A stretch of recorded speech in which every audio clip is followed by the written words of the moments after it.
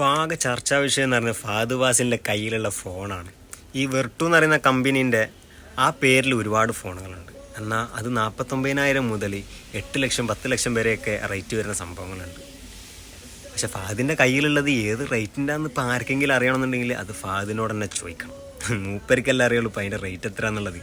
ആ ഒരു ലോഗോ ഒന്നും വെച്ചും കണ്ടിട്ട് കുറേ ആൾക്കാർ 1 ലക്ഷം മുതൽ 8-10 ലക്ഷം വരെ അതിൻ്റെ റേറ്റ് എത്തിച്ചിരിക്കുന്നത്. അപ്പോൾ ആരാണോ റേറ്റ് തീരുമാനിക്കുന്നത് അതാണ് റേറ്റ്. ഇപ്പം ഞാൻ പറയുന്ന റേറ്റ് എന്താണോ അതാണ് റേറ്റ്. സോഷ്യൽ മീഡിയയിൽ ഓരോരുത്തരും പറയുന്നത് ഓരോ റേറ്റാണ്. അപ്പോൾ ഏത് റേറ്റാണ് ഇപ്പോൾ സത്യം?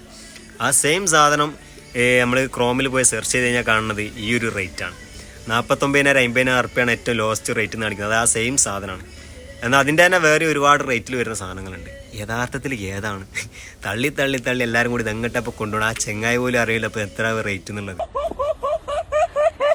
മൂപ്പർക്ക് തന്നെ ഇപ്പോൾ കൺഫ്യൂഷൻ ആയിട്ടുണ്ടാവും റേറ്റ് എത്ര എന്നുള്ളതിൻ്റെ. വല്ലാത്ത ജാതി ആൾക്കാരാണല്ലോ.